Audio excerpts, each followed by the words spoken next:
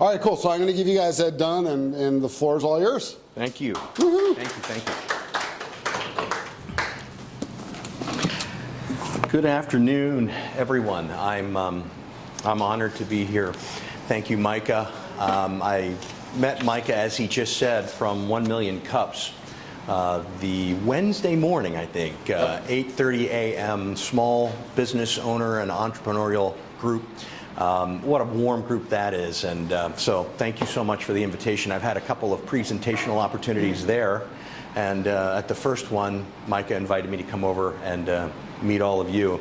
And this is a wonderful group, very warm. Seems like most of you have been here for quite some time, know each other very well, and I don't know, this is just great. And thanks to Stacy, the other member of the leadership team, and of course Joyce.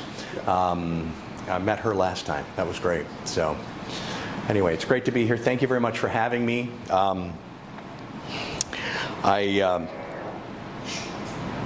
introduce myself differently now than I used to. For much of the last 20 years, I've introduced myself as a financial consultant working in the world of financial services, specializing in retirement vehicles such as deferred compensation arrangements, supplemental executive retirement plans, split dollar agreements, trust agreements, and all kinds of investments that can be put in trust to help people plan for short and intermediate term financial needs. But I don't do that anymore. Why the change after 20 years? I am a history buff. I love history, and one of the voices in history that speaks to me is a 2nd century Roman emperor named Marcus Aurelius. So I'm going back a little ways to get some content here. He was a philosopher, he was a poet, and certainly a warrior king. He conquered the known world at the time. And he said two things that, as I've uncovered them over the years, they've stuck with me. The first thing he said was, what stands in your path becomes your path. And I'll explain what I mean by that as I unpack this topic today.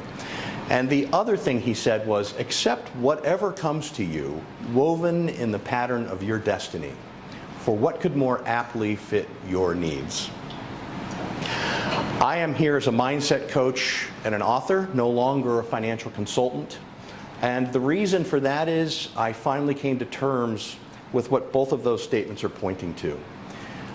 33 years ago, I had a change in my eyesight I could not see coming. After a perfect childhood, uneventful childhood, a country bumpkin life in Western Pennsylvania, unchallenged by really any health traumas, chronic health issues, much from the outside world, I left Western Pennsylvania to come to the big city of Los Angeles for college. And early on in that freshman year, I was sitting in 8 a.m. psychology class looking at my notepad, and then I looked up at the whiteboard, and I looked back at my notepad, and I began to realize something was changing with my vision that I couldn't make sense of. The best way I could describe it was twinkling dots. I could see that the professor was on stage. I could see that he was presenting content and he was writing on the board. I could see the big picture motions, but I couldn't read what Dr. Allen was writing all of a sudden. So of course I'm squinting and I'm rubbing my eyes and I'm wondering what is going on here. And so what I introduce in my book called Peripheral, The Journey from Partial to Perfect Sight, is the first of a number of tensions in my life. And that first tension was, what's going on with my vision? What's happening here? Part one of the book, which is a manuscript, I am sending out to literary agents by the dozens and going through that process. Part one of the book is the story essentially of what happened, what changed, and what do I do with the rest of my life with a rare retinal disorder known as Stargardt's disease. Star who? Stargardt, some doctor who discovered a disease that attacks the central vision. Stargardt's disease, at least for me, was a 10-year period of slow vision loss. Slowly losing my central vision, slowly losing my ability to read things at a distance that I would need to drive, and learning how to compensate for that using my peripheral vision. Doing everything I do looking slightly above, around, and off to the right. The second tension in my book, though, is to talk about how life and business juxtaposed to life and relationship. When you see the world this way, you're different, okay? And there's no way I could sit in a business meeting and look around, above, and off to the right of someone when I'm communicating with them. It's not going to work. It's distracting. So the second tension in the book, beyond the what happened of part one, is in part two. And that is a go along, get along, I'm perfectly fine. I'm just as normal as you are, so you can buy what I'm selling approach to life that I had to employ in my business life, was juxtaposed by life and relationship. Relationships are all about honesty and vulnerability and truth and how you really are as a person. And what worked well in business for me, and still works well in business for me, the ability to go along and get along and be normal and not be a distraction with the vision, has not always worked so well in relationships, personal relationships, where I have to really let somebody in and let them understand how I see the world. And so writing that, and by the way, when I wrote the business section of this, it's about my 10 years or so in Boston, working with some of the crustiest, most direct Irishmen I'd ever met, who are to this day family. But they want to make sure you know your business and that you know it well and you can present well in front of the clients. And they're not really all that concerned about what this disability is. Look, just do your job. And so that's a large reason why I had to kind of take that persona on. The part about relationship is very much about life with Lauren's mom and how we were together for 14 years, and then we went through a divorce and come out on the other side well, but that's what that's about. And the third tension that I'll speak to today about the book is, okay, what stands in your path becomes your path. What do I do with this? In other words, I've had 20 good years in business, but isn't there something else I should be doing? I have a rare retinal disorder. I've had to compensate for it. I've had to learn from it. It has helped me grow. Is there something I can do with this that's unique to me and my story that can help other people? So part 4 of the book is the journey from partial to perfect sight. And I don't mean that literally. My sight isn't perfect, but it's all about a shift in perspective. How can I take what I see and see it differently? Really make it about how I see what I see. And how can I use this unique situation, this challenging situation, with success stories and stories of failure, and help other people? And so that moves me into the second part of the conversation, my mindset coaching practice, the Conscious Life Journey, supported by my website, theconsciouslifejourney.com. And what I'd like to do is just talk a little bit about that, talk a little bit about the structure and approach of my coaching, and then leave you with a thought about being in the present moment, and that goes to the idea of mindset. I am not an MFT. I am not a PhD or a PsyD. When I work with a client, I make sure they understand that. My approach in coaching is very much an experiential, a rubber meets the road. If you have suffered a hardship or a loss, certainly if you've suffered disability, or if you've faced an unwelcome transition in health, relationship, or career, I have lived all of that. Maybe not more intensely than anyone else, but I've lived all of that. And so as a coach, I understand and I empathize. And so I've put together a structure in coaching that just simply gives a framework to the work we would do together, coach and client. The first session or stage of my coaching is what I call coping with change. The truth of it is, it often feels like coping with collapse. Because obviously, if we live long enough, things change in our lives. We do suffer loss. We do suffer hardship. We go through things we oftentimes didn't see coming. And so that whole first stage of a coaching relationship is very much about what happened, what's changed, and how is that change impacting life. The second stage of coaching is wrestling with resistance. Oh, how we fight things that come and change and interrupt and disturb our lives. Wrestling with resistance is all about the agreements we make with ourselves and others, the attachments we form to content, people in our lives, the resistance that we put up to life pressing in, life bringing things we're not necessarily open to, and how we judge those things, and how we expend a tremendous amount of energy defending, protecting, and wrestling against what's happened. Or the third phase or stage of coaching is connecting with your deeper truth. I like to work with people to unpack, what are your core values that serve you and why? And what are your core values that don't serve you and why? And what we're trying to get to here is what's holding up the things that we attach ourselves to, the things that we have made agreements with. And those may be healthy, they may be constructive, they may not need to change, or they may need a look. They might need, some reevaluation. Stage 4 of the coaching process is awakening to new choice. And I structure that around a simple 4-word sentence that's one of the most difficult sentences to answer. What do you want? What do you want? And we can spend quite some time on that question. And stage 5 is creating new outcomes. Once we know what you want, then we can put the rubber to the road and we can set goals, timelines, action items, and I will walk it out with you. And that also involves, if there are additional resources needed, books.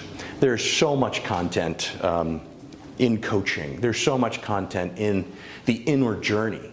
So many books that are helpful. So many conferences and retreats, and there's just a wide world of things that can help once this is taken on. So that's kind of the structure of how I approach it. It can be 5 sessions, it can be far more. That just depends on each client. It depends on the relationship as well. Coaching is very much about relationship, and it's very much about building trust and knowing whether or not someone is stuck in their story.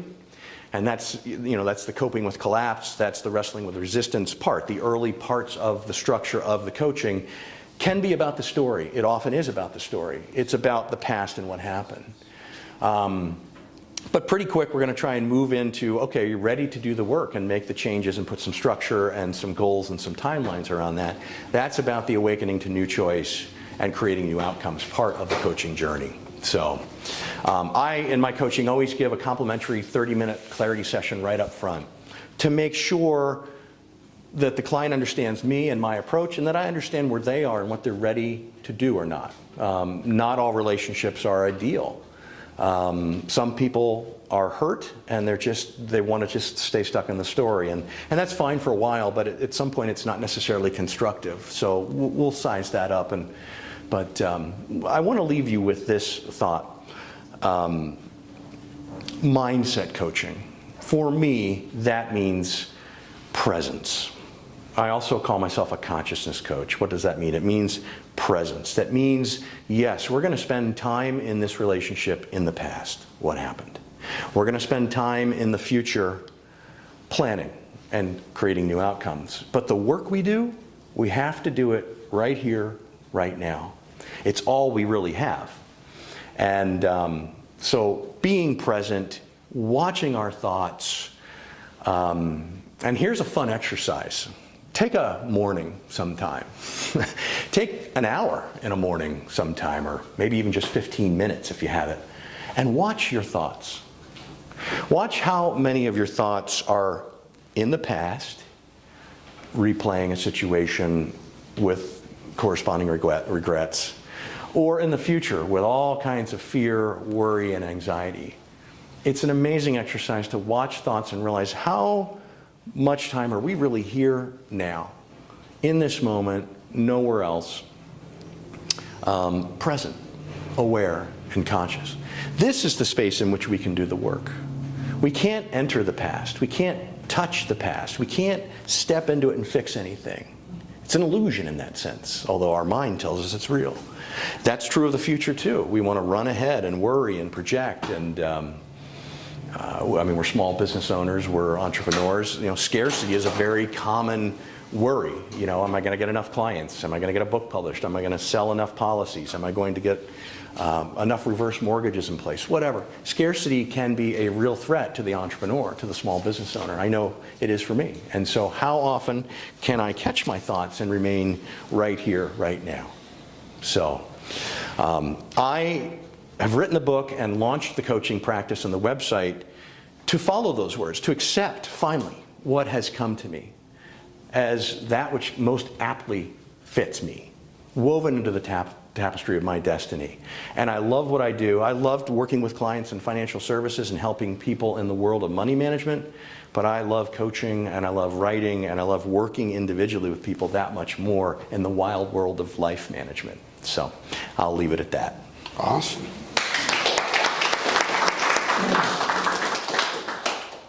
Who's got a question? I have to use this. Just hold it. Stand up? Put it on the table. You can just sit on the table for me. I'm really curious how you did financial planning when you couldn't see. Well, I'm lucky. It is a great question. Thank you. It's nosy. As a person with a disability, please ask away. There are no questions that, if you have a question, ask anything.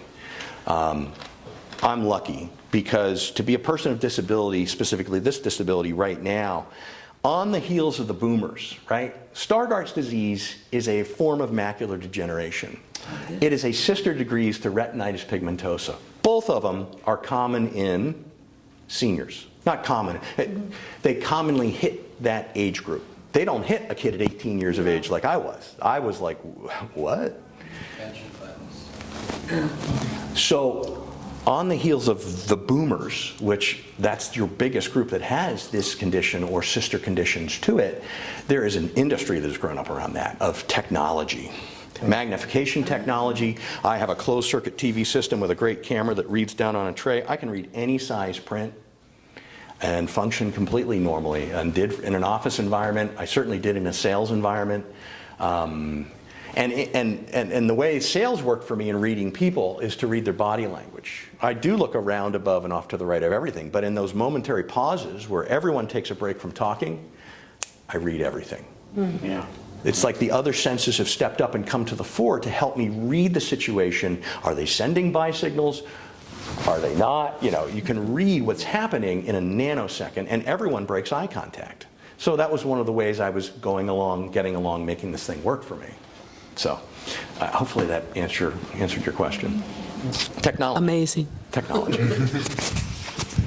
Giving up driving 33 years ago in Los Angeles wasn't much fun. No. Because it's not the city. I lived and worked on the Eastern Seaboard for a long time in Boston. And it's great.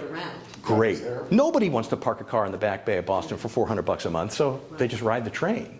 Not so much here, although it's getting better. I live in Pasadena, the light rail down to Union. I can get to commuter rails up here, anywhere I need to be. Uber has changed my life. That's true. Oh. And my darling daughter, who drove me today, is more than happy when she's on spring break to tote me around. So. I remember riding the T. So. Yeah, the T, that's what they call it. Down at Haymarket. Haymarket. But by the way, I should share the dedication of the book. I dedicate this book as a rather long love letter to my daughter, Lauren Louise, that she may know more of her father and of our life together in reading its pages. Nice. So I wrote it for her, I wrote it for me, I wrote it for clients, but she was front of mind when I drafted this. So just a quick question. So it's amazing how you have surpassed and survived all these challenges, but how did it cure? I mean, could you tell us your vision? How did that then improve? Is that it did not at all? It's only gone one way. It's worse. I'll never go completely blind, but there was a 10-year progression from the day in class it showed up. I figure out what is going on, to when essentially the slow robbery of my central vision was over. And basically, if you could see a picture of my eyeball, the back of the eye, where the retinal wall is, and specifically the macula, it's been blown out with a shotgun. There's nothing there. There's no back wall for light to refract out like it does for normal people. Sorry. Either they're really interested to hear what I have to say, or they really don't want to hear it. But I was thinking as you were talking about all the really cool 3D blah blah blah, you know, three-dimensional virtual reality glasses you can buy. wouldn't it be cool if you had a pair of glasses that would take all the side vision and stitch it to the front so you could see what the front sees through the side and put it together so that your side vision becomes the whole in front? Has that ever been looked at? It is being looked at, as I understand it. Johns Hopkins in Baltimore is looking at finding a way to do that. And you have enough of a population with this challenge getting now that older. there's money behind it. Big People money. who are willing to pay for whatever those glasses cost. You know, like Google Glasses that basically stitch what you can't see Yeah. and filter it to the part Yep. that does. Yep. So you kind of put what your blind spot is in that content. Yeah, they're working on it. There will be advances So I thought it was a unique idea. in my whatever. lifetime and beyond that are just tremendous. I'm glad they're doing it. I think it's a smart idea. Yeah, thanks, Ed. That's a good question. Any more questions? Well, all mine have been answered. Oh, well, then that's a fair presentation. Do you work with, like I work with soldiers with PTSD, so something that you're going through, they're generally going through a different matter, but being able to have that aha moment to move forward from it. Because that's my biggest Yeah. hurdle right now is getting them to understand, yes, they've gone through something or they're facing something, but being able to get over that hurdle to just understand that it's there. You have to deal with it, you have to put it behind you, but move forward with it. Yeah, as often as I can have that, that's a wonderful development in the relationship. It doesn't always happen. Some people, like I said, want to come and talk about what's happened and stay in the story, and there is a place for that. But that's the thing with coaching. People need to come to you. They need to be ready to do the work. And that may be even after they've started.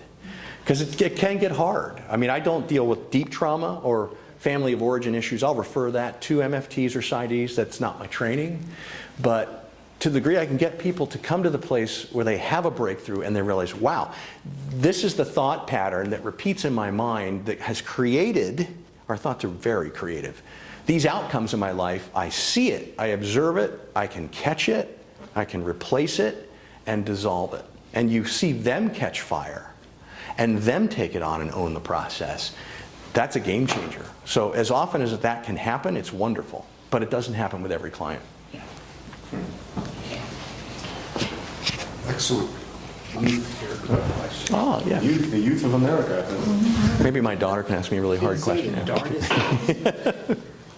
I just had a question about, you moved from like a business environment with a very like safe like job that you had the job. How was the transition from being in like financial consulting to starting your own, like your own business, your own like something that was a little bit less secure, and like the risks Great between that question. transition? Like how was like how'd you get through it? Great question. I think in part, after 20 years in it, traveling, different time zones, clients, late night dinners, the wear and tear of a business I knew so well, and really once you understand it, it doesn't change all that much. I got a little burned out. And so to take a risk like this, to spend 2 years writing a book, to be going through the process now of trying to find a literary agent and to be coaching, I love it. It's exciting. It's something that it's that answer to the question, isn't there more?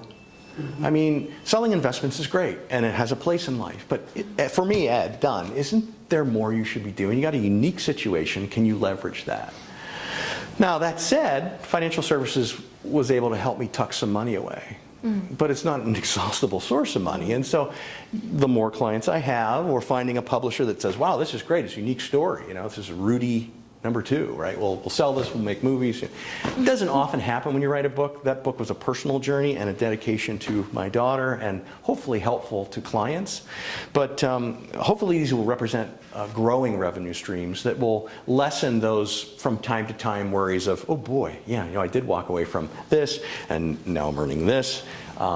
With each new client, with each interested literary agent, there's a lot of peace that comes. I trust the process. But that's a great question. Okay, we've got time for one more question here, so it's all yours.